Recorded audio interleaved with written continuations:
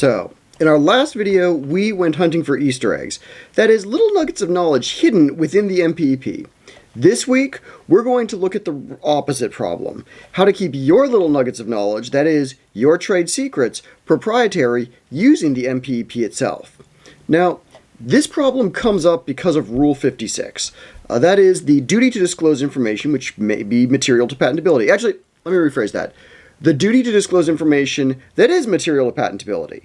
However, my advice, and the advice I think of most attorneys who deal with patent prosecution, is that you should read Rule 56 as if it were the duty to disclose material that actually may be material to patentability rather than just is. The MPEP itself says this. Consider this sort of an Easter egg, although I don't think it's particularly well hidden. MPEP 2004, when in doubt, it is desirable and safest to submit information, even though the attorney, agent, or applicant does not consider it necessarily material. Someone else may see it differently, and embarrassing questions can be avoided.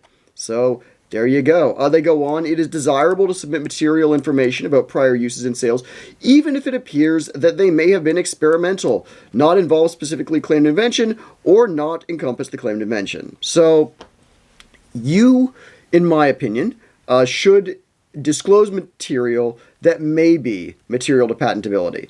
But this kind of runs into a problem, which is patents are public documents, and some of the material, for example, your experimental results, may be something that you would want to keep trade secret.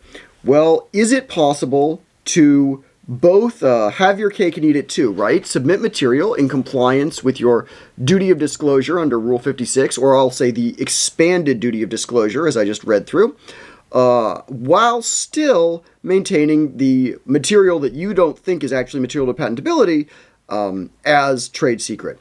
And as it happens, the answer is yes. The Patent Office does provide a procedure for submitting material that should be submitted or that should be maintained as trade secret material in such a way that it will continue to be material that is treated as a trade secret.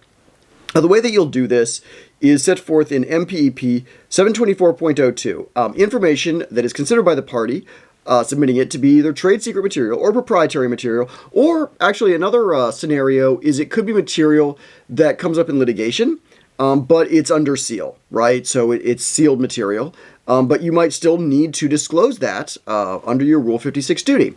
Anyway, the way you do this is you will submit this in a separate, sealed, clearly labeled envelope or container, and you will label each document or item as trade secret or proprietary or subject to a protective order or confidential.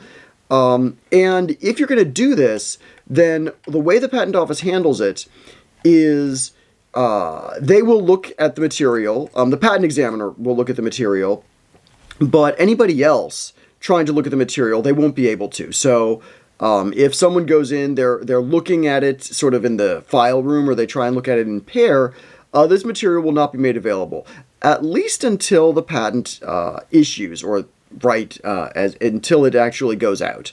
At that point, information that's material to patentability does become part of the public record. But we're talking about information that may be material to patentability, and realistically, once you've gotten through, the examiner's looked at it, most likely, whatever material you submitted, it was interesting to consider, but it's not something that's going to be material to patentability. So, what happens then?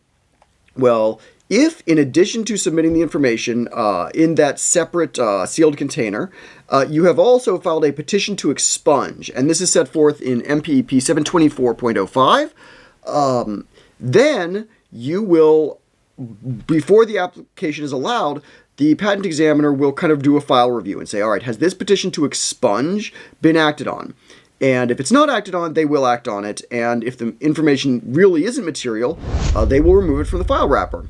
So the petition to expunge needs to have a clear identification of the information that's going to be expunged, a statement that the information is trade secret, or it's under a protective order, or it's proprietary. It also has to have a commitment on the part of the petitioner to maintain that material for the period of enforceability, that they're going to keep that material as long as the patent can be enforced. And that's kind of important because let's say that the information is expunged from the public record. Fair enough. But then there is a lawsuit. The other side is going to want to get that material as part of discovery. And so when you're filing this petition to expunge, you basically say you need to keep this, and then it will be something I assume is going to come up in discovery, that the defendant's going to ask for that as part of their defense. A statement that they're going to be, that the material was submitted on behalf of the person who initially submitted the material that's going to be expunged, and of course there's a fee involved as well. But if you do that, then when your application is finally going to become available to the public, not just because of its publication, but because it's issued as an actual patent, that material that wasn't really material of patentability that you submitted out of an abundance of caution is going to get expunged from the record. And so your trade secrets will continue to be trade secrets even though you disclose them. So, yeah. There you go. It is possible to disclose your trade secrets in a way that still keeps them secret to the patent office. Actually, there's more to trade secrets and patents than just disclosing trade secrets without losing trade secrecy. So we're also going to be talking later on about how to draft your patent application in such a way that you don't have to disclose trade secrets through modifying what the claimed invention actually is. And then finally, I'm going to talk about whether or not it's possible to actually lose your trade secret status by not disclosing things in a patent application, and the potential resurrection of the best mode requirement. So stay tuned for those future videos. But in the meantime, there you go. You can have your cake, eat it too, submit your trade secrets, and then get them expunged. So I wish you good luck, good patenting, and good trade secrets for anyone who needs to disclose them. All right, thanks a lot. Talk to you later. Bye-bye.